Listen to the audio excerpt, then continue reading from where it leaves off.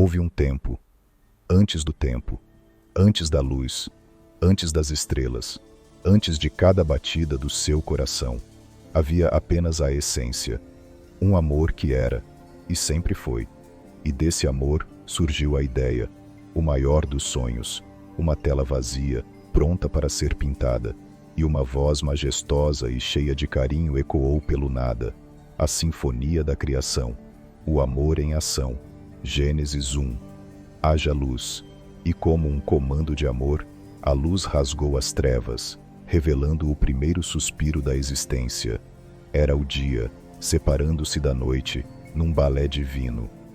Do vazio, ele estendeu seu braço e criou a expansão, o azul infinito sobre nossas cabeças, separando as águas turbulentas debaixo das águas que um dia seriam nuvens. E ele chamou de céu. Com um toque de suas mãos invisíveis, a terra seca emergiu dos mares, e para vesti-la, ele sussurrou uma canção de vida.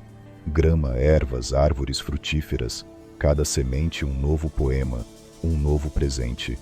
No céu, ele acendeu as grandes luminárias, o sol, um rei dourado para o dia, a lua, uma rainha prateada para a noite, e as estrelas, incontáveis joias, pontilhando a escuridão, para nos guiar e nos maravilhar.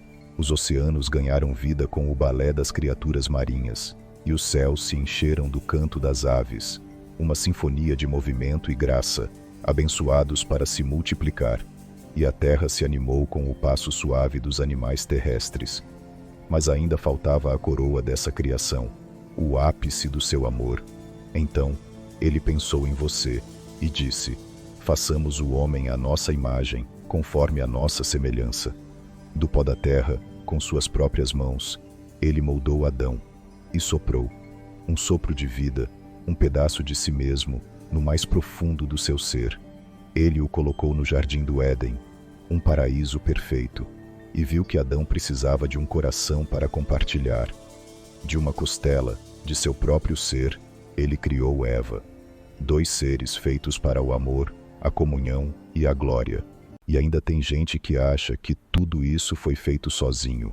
Enfim, e tudo o que ele fez, ele viu que era muito bom, era perfeito. No sétimo dia, ele descansou, não por cansaço, mas para celebrar sua obra, em comunhão com sua criação. A lágrima da perda, a desobediência. Gênesis 2 e 3. Em todo aquele Éden de abundância, havia uma única restrição, um teste de confiança, a árvore do conhecimento do bem e do mal. No dia em que dela comer, certamente morrerá, ele advertiu, com um coração que não desejava a dor. Mas uma voz traiçoeira, a serpente sussurrou.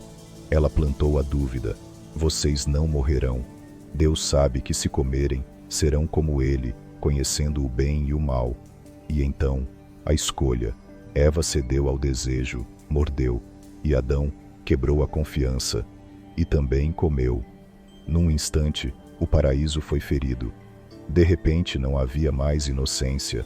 O conhecimento do bem e do mal não trouxe divindade, mas vergonha. Eles tentaram se cobrir, se esconder, do olhar daquele que os amava. A voz de Deus ecoou no jardim. Adão, onde você está? Não era uma pergunta de localização, mas de coração. Ele já sabia, seu coração de pai estava partido. Adão culpou Eva, Eva culpou a serpente. Ninguém assumiu a responsabilidade pela dor. As consequências foram devastadoras. A terra amaldiçoada, o sofrimento e a morte. O abraço da compaixão. A promessa de esperança. Mas mesmo na sua dor, mesmo com o coração partido pela escolha de seus filhos, o amor não acabou. O amor encontrou um caminho. Antes de expulsá-los do jardim, antes de selar o caminho para a árvore da vida, Deus fez algo extraordinário. Ele sacrificou um animal inocente, tirou suas peles e vestiu Adão e Eva, o primeiro ato de graça, o primeiro sacrifício para cobrir a vergonha. E ele proferiu a primeira promessa de esperança. Disse à serpente que um dia a descendência da mulher esmagaria sua cabeça. uma luz de redenção no meio da escuridão. Eles foram expulsos do jardim, sim, separados da perfeição, mas não estavam sozinhos. A compaixão de Deus, seu cuidado e sua promessa de redenção os seguiram para o mundo ferido. Esta é a história não apenas da criação e da queda, mas do coração de um Deus que ama demais, que lamenta a desobediência, mas que, em sua infinita compaixão, já havia traçado um plano para nos trazer de volta. Uma história que continua até hoje, a história da esperança.